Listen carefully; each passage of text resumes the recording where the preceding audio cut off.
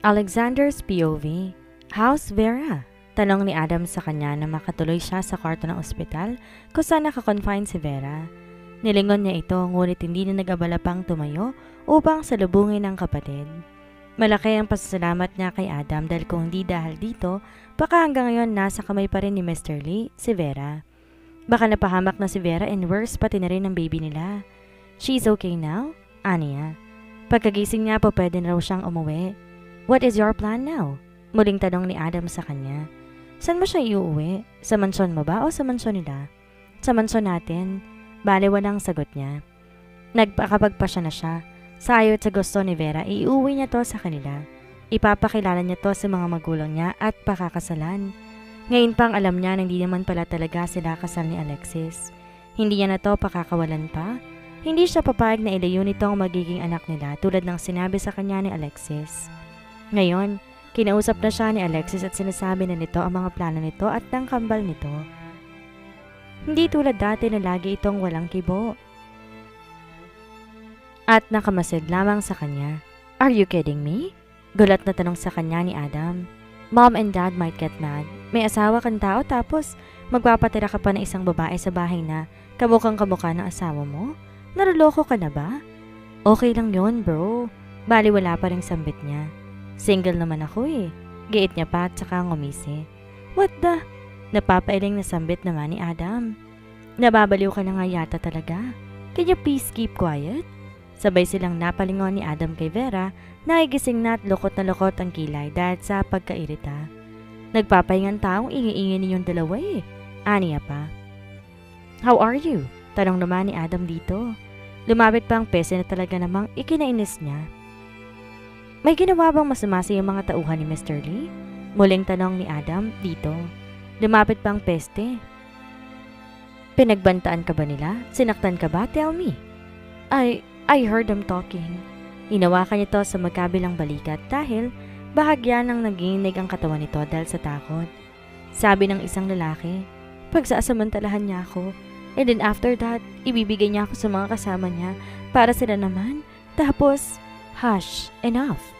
Putol niya sa nais pa sana nitong sabihin dahil dama niya na rin ang takot nito. Narinig pa niya ang pagkanginig sa boses nito at nasasaktan siya sa nakikita niyang luha sa mga mata nito. Di niya kaya marinig pa ang mga narinig ni Vera sa mga kumidnap dito. Wala man lamang siyang nagawa nung kailangan siya nito. Wala siya sa tabi nito kaya naman hindi siya papayag pa ulit na mawala ito sa tabi niya. I am sorry if I'm not there when you needed me the most. Dugtong niya pa bago to ginawaran ng hagkan sa noo. Pero mahalaga ngayon, ligtas ka, pati na rin ang baby natin. Uuwi na tayo. Sa kabilang banda, nang araw din yun nilabas niya si Vera sa ospital at inuwi na nga sa mansyon nila. Ilang beses pa siya nitong tinalakan at halos pilipitin ang leeg niya dahil ayaw nitong pumayag sa gusto niyang mangyari. Ayaw nitong umuwi sa mansyon nila. Napakasira mo talaga. Galit pa ring sigaw sa kanya ni Vera. Nasa harap sila ng pinto ng kanilang mansyon ngunit di pa rin to tumitigil. Nag-aalala siya na baka paglabas ng anak nila magmana kay Vera. Malamang tatanda siya kagad na 10 taon, lalo na pag nagsamang dalawa. Baby, mas-safe kay dito. Huwag mo ko ma-baby-baby dyan. Peste ka? Putol nito sa kanya na kinabuntong hininga niya na lamang. Hindi kita syota at isa pa. Sino may sabi sing dito ako uwi sa bahay niyo? Ano ba naman, Alexander? Mayaman din ako. May mansyon din kami kaya pwede ba? Iuwi mo na ako sa amin? No. He was counting sheep just to come down pero peste, he already lost count. Simula ngayon, dito ka na mananatili. At paano ang kapatid ko? Anong sasabihin at iisipin ng mga magulang mo? Nag-iisip ka ba? Sunod-sunod nitong tanong at takmang tatalikuran na siya. Nasabi naman siguro sa'yo ng kambal mo ang tungkol sa amin, di ba? Balik tanong niya. Peke ang kasal namin, kaya namang oras na to, single na ako. Isip pa, bigyan na sa akin ni Alexis. What the? Nanlalaki ang matang sambit nito, tsaka siya dinuro. Hindi ako aso na pwedeng iligaw kung sana lang at hindi rin laruan na pwedeng ipamigay kahit na kanino. Tsaka sino bang may sabi sa'yo na payag akong sumama sa'yo at manatili dito sa mansyon nyo? Ako, sagot niya. Isira ka pala talaga eh. I know. Napabuntong hininga na lamang siya. I'm sorry. Di ko naman talaga sinasadyang sigawan ka. Hindi ko sinasadyang saktan ka at pasamay ng loob mo. Alam ko galit ka pa rin sa akin dahil sa nakita mo lang sa Club V, but please believe me, wala nangyari sa akin at sa mga babaeng naroon. At pinaalala mo pa talaga yun sa akin ngayon? Putol ulit nito sa kanya. Itong tatandaan mo, Alexander, ha? Simula sa araw na to, ako na ang batas. Maang na nakatingin lang siya rito, na hindi man lang nito pinansin ang paliwanag niya. Hindi lang yon. Matapos itong sabihin na ito na ang batas, nauna na tong lumakad papunta sa kanilang mansyon. Oh, ano pang tinutulala mo dyan? Naghihintay ka pa ba ng himala? Singhal nito sa kanya na umagaw sa naguguluhan niyang diwa. That's it? Di ka nagalit? O anong gusto mo, magalit ako? Inirapan siya ni Vera, which she hated the most. Don't worry, my love. I have all the time in the world para magalit sa'yo. Just prepare yourself. Lalong umuwang ang bibig niya at nanlaki ang mata niya. Ibig bang sabihin pumapayag nito sa gusto niya? At isa pa, ano nga ulit ang tinawag ito sa kanya? What did you call me? Pigil ang kinig na tanong niya. Lakas man makabakla pero tiginilig talaga siya. Hindi ko na uulitin. Kung feel mong tumanga dyan, bahala ka na. Ngunit itong naglakad na sanundan niya naman. Saka lang ito huminto ulit nang may maalala. Anyway, humarap si Vera sa kanya.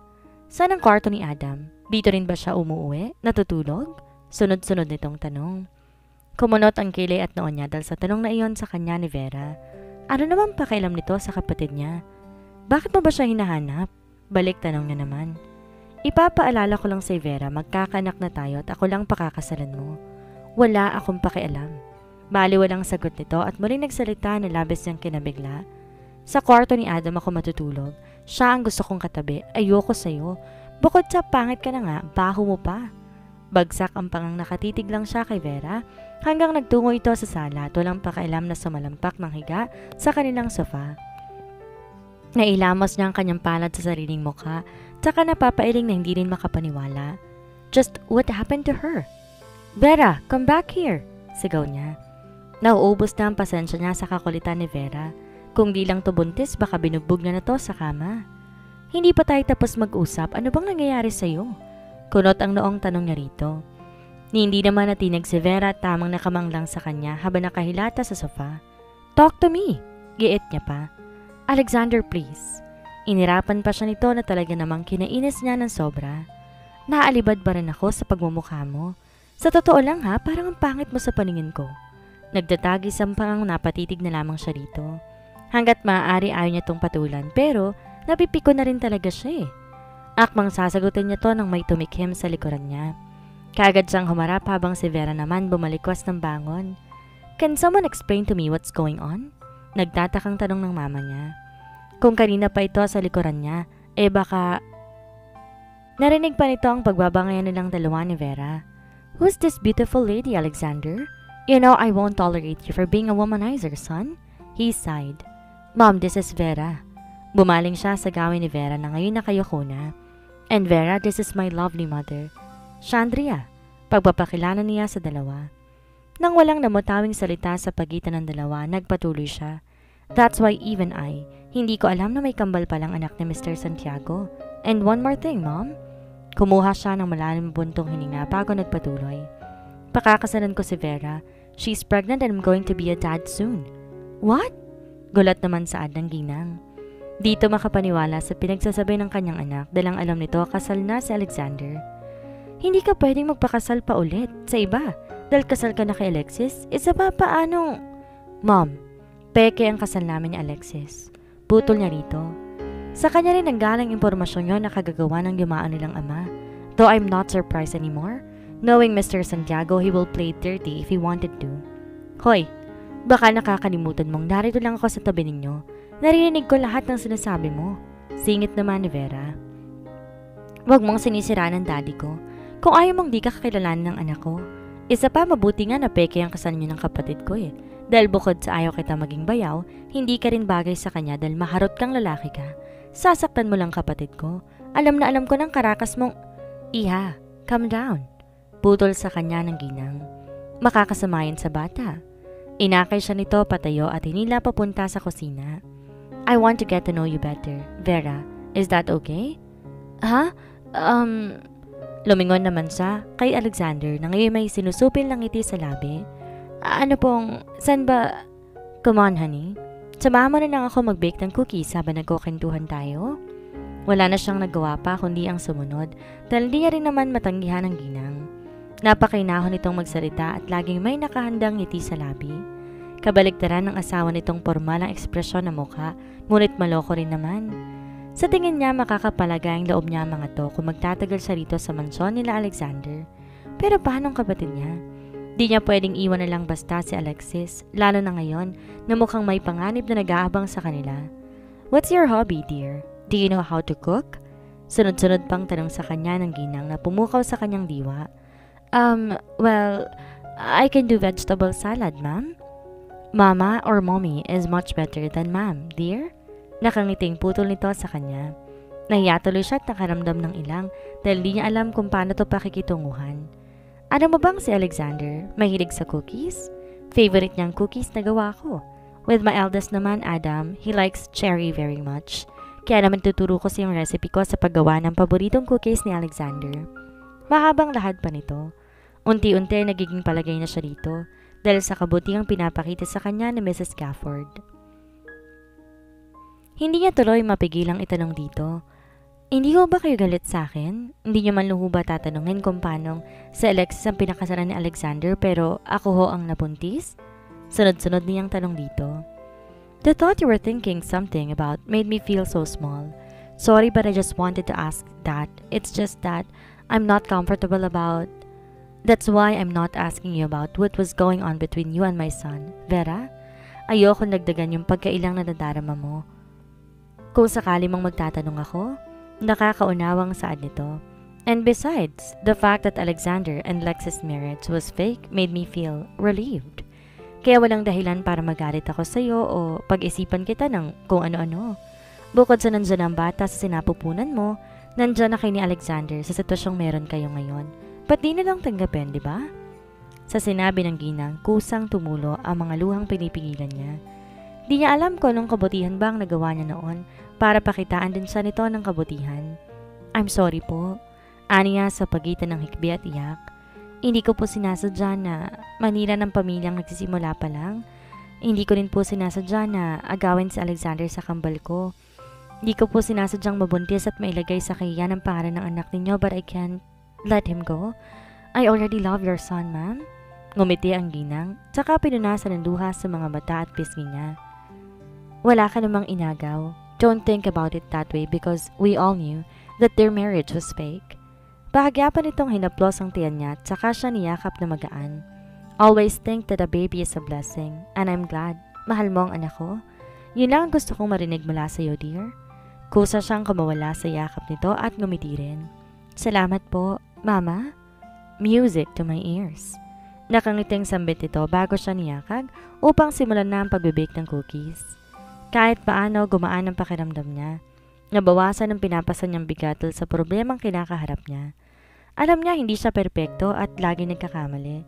Pero ang mahalaga, natuto siya. Kahit paunti-unti at mabagal, hindi siya magsasawa na matuto. Sa lahat ng hamon ng buhay, natuto siyang tumayo sa sarili niyang mga paa sa mahabang panahon. Nasanay siya na tila hindi nag-e-exist para lang makamit ang kalayang hinahangad niya. Kaya naman kahit paulit-ulit na mangyari sa kanya ang nangyari ngayon, lalabanan niya iyon na may ngiti sa labi. So, how is the baking bonding going? May naluto na ba? Sabay pa sila ni Mrs. Gafford na napalingon sa nagtatanong na si Alexander. Nakapagpalit na ng damit ang lalaki at mukhang fresh na ulit. Ganon pa man, di niya talaga gustong amoy nito.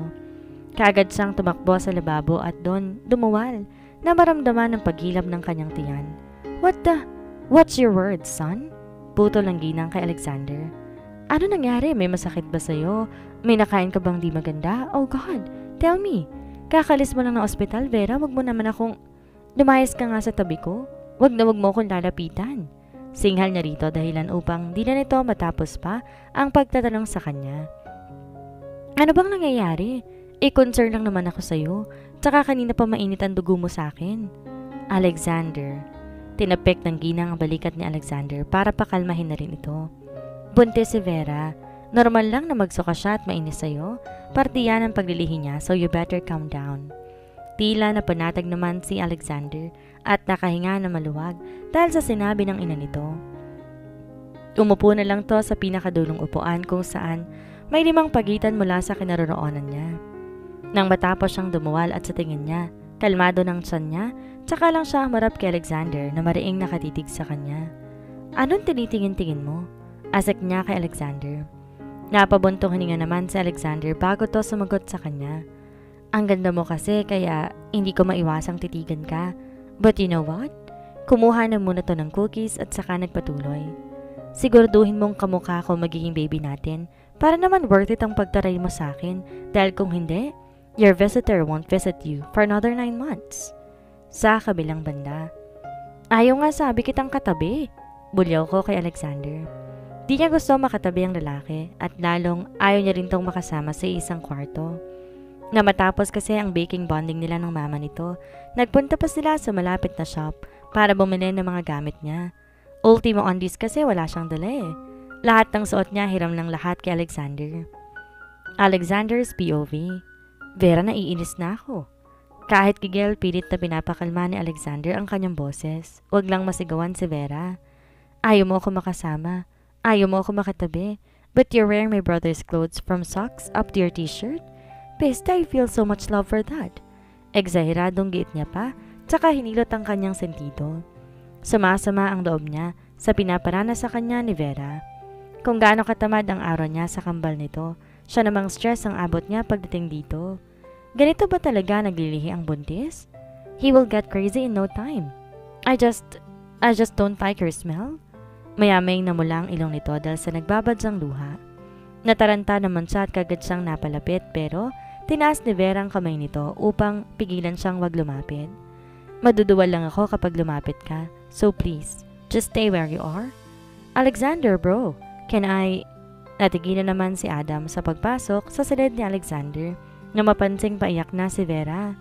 Nagpalipat-lipat ang tingin niya sa dalawa na mukhang may namumuong Cold War. What's happening here? Tanong nito. Di halatang concern sa dalawa. Tamang nakikiusisa lang. And why are you wearing my clothes? Tanong niya ulit ng mamukhaan si Vera bago bumaling sa akin. Bro, are you kidding me? I don't sleep with your woman. We are friends, yes, but di na nito na ituloy pa ang nais itong sabihin nang pumalaho na ng iyak si Vera sa harapan nilang dalawa. Pareho silang nataranta at hindi alam kung paano to patatahanin. Naakmang lalapit si Alexander, muli siyang sinanyasan ni Vera na wag nang tumuloy pa.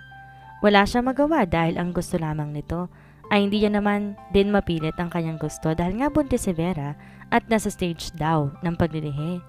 Hey, tahan na. Pag-aalo naman ni Adam dito. Kung pwede niya lang hilahin ng kapatid niya palayo ay baka kanina niya pa ginawa. Okay, pahig na akong tumabi ka sa akin? Naiilang pang sambit ni Adam na siya namang kinailing niya. Really? Tila nagningning ang mga mata ni Vera nang marinig ang sinabi ni Adam. Ngumiti rin to at kagad tinuyo ang pisngi. She looks so beautiful when she's happy. Habang si Adam naman tayong tango na lang ang naging sagot. Tsaka inakay na nito si Vera paalis ng silid niya. Sumenyas pa ang kapatid niya, tatawagan daw siya nito na siyang tinanguan niya na lamang din. Sa kabilang banda, makalipas ang halos 3 oras, wala pa rin siyang natanggap na tawag o text man lang kay Adam. Simula nang tumuloy sa silid ang dalawa, hindi na muling lumabas pa. Habang siya naman ay mukha ng gwardyang parot parito sa harap ng pintuan ni Adam. What are they doing inside? Inis niyang tanong sa sarili. Nang di makatiis, siya na mismong tumawag kay Adam sa telepono. Nakadalawang ring na muna ito bago nito masagot, kaya naman inip na siya. What? Bungad sa kanya ni Adam mula sa kabilang linya. Anong what? Ano nang nangyari kay Vera? Ano bang ginagawa niyo dun sa kwarto mo at bakit di na kayo lumabas? Sunod-sunod niyang tanong dito. 9:00 pasado na at gusto na rin sana niya na magpahinga dahil maaga pa siyang papasok sa opisina niya bukas. Kaya naman bukas din magpapatawag siya na meeting para sa announcement na gagawin niya tungkol sa kanila ni Vera at ng Santiago Tech. Kung kailangan ng media, kukuha na lamang siya. Magbabayad siya kahit magkano para matapos na ang gulo sa pagitan nilang dalawa ni Vera. Oh well. Narinig niya ang pagbuntong hininga ni Adam sa kabilang linya kaya hindi niya maiwasan na kabahan. Vera is sleeping. Pwede mo ba akong tulungan? Buhatin mo siya at ilipat mo siya dyan sa kwarto mo. Hindi naman ako sanay matulog na may katabi. May ginawa ka bang masama sa kanya? Baka naman mamaya niyan malaman ko na lang na ikaw nang gustong pakasalan ni Vera. Can you hear yourself? Natutulog lang si Vera at pinapakuha ko na nga sa'yo. Napakarami mo nang sinabi. Baka buti kung papatulan ko to. I'm stick to my... Hindi ka naman mahal ng mahal mo. Putol niya kay Adam bago pinutol na ang tawag. Pagkatuloy niya na silid nito ay bahagya na lang siyang nagulat sa kanyang nakita. Tulog na nga si Vera. Kung titingnang mabuti, masarap na ang tulog nito. Pero ang kinaiinis niya, nakabreshete pa ito sa braso ni Adam. Habang ang huli naman, nakaupo sa tabi nito at nakasandal sa headboard ng kama. Nakatulog na ho ang anak at ang pagsintang parurot mo, senyor. You can carry her now and leave. So that I can rest? Pambubos ka sa kanya ni Adam. Dahan-dahan niya namang tinanggal ang kamay ni Vera na nakaabresyete sa braso ni Adam. Nang lumuwang yon at kusa ng kumala si Vera, dahan-dahan tumayo si Adam upang bigyan daan siya. Maingat na pinangko niya rin si Vera, sa kahimbingan ng tulog ay hindi nagising. Sa halip, siniksik pa nito ang mukha nito sa dibdib niya. She looks like a drunken baby. Nakangising sambit ni Adam na kinakunot ng noon niya. Don't look at her, baka ma-inlove ka pa. Pigil-pigil ni Adam ang pagkawala na malakas sa tawa dito. Pinagbuksan din siya nito ng pinto upang di na siya mahirapan pa.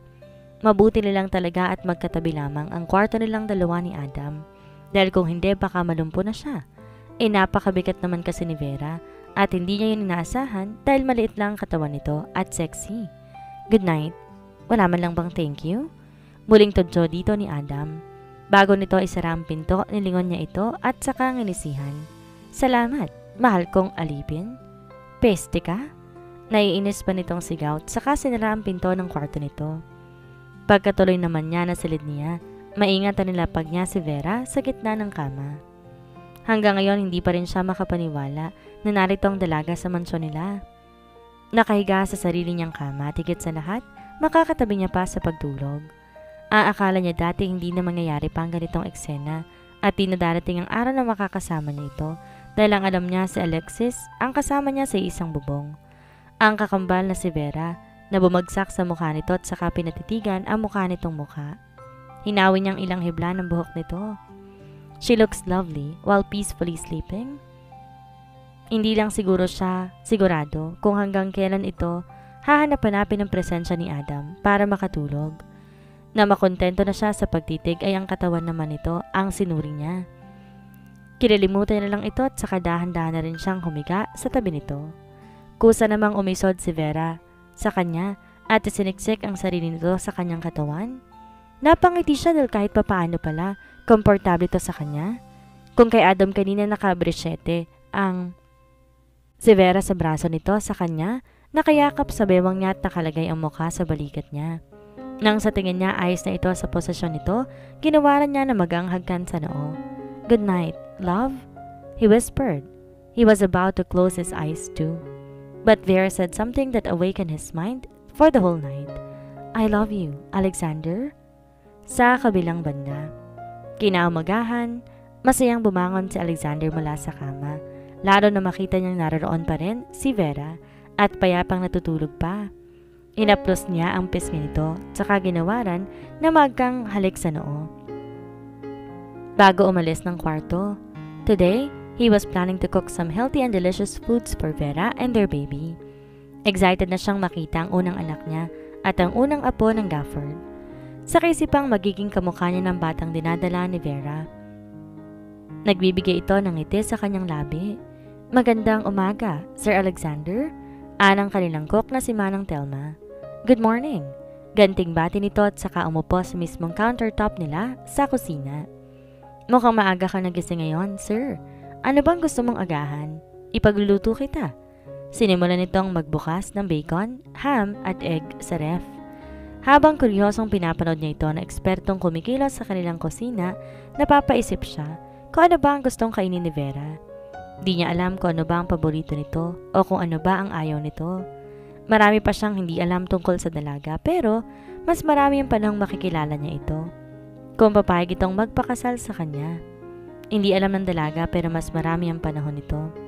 Manang Telma? Pagkuha niya sa atensyon ng matanda. Ano ho bang po pwedeng ihandang umagahan para po sa buntis? Tanong niya. Kumunot naman ang noo nito na para bang naiiwagaan kung tama bang narinig mula sa kanya. Sino bang buntis? Kuryosong tanong nito sa kanya. Buntis na ba si Ma'am Alexis? Masaya ako para sa iyo, sir. Naiiling na napangiti na lamang siya. Hindi pa nga alam ng mga kasambahay nila ang tungkol kay Vera. Wala rin namang may lakas na loob na nagtatangkang magtanong sa kanila tungkol sa nangyayari sa loob ng mansyon. Kaya naman natuwa siya dahil sa unang pagkakataon ay may isang taong nagtanong. Hindi dahil gusto nitong mangunsisa kundi dahil natutuwa ito sa kalamang nagdadalang taong asawa niya. Ganon pa man may pinungkurot pa rin sa puso niya dahil akala nito si Alexis ang naririto at hindi si Vera. Gusto niyang ipagsigawan sa lahat na si Vera ang mahal niya at gusto niyang makasama habang buhay ay hindi niya pa magawa sa ngayon. Kailangan muna niyang unti-untiin ang mga hakbang na kanyang gagawin dahil baka makaapekto siya kay Vera at mapahamak pa magiging anak nila. Salamat Manang Telma, aniya. Pero hindi si Alexis ang buntis, kundi si Vera, ang kambal na kapatid ni Alexis.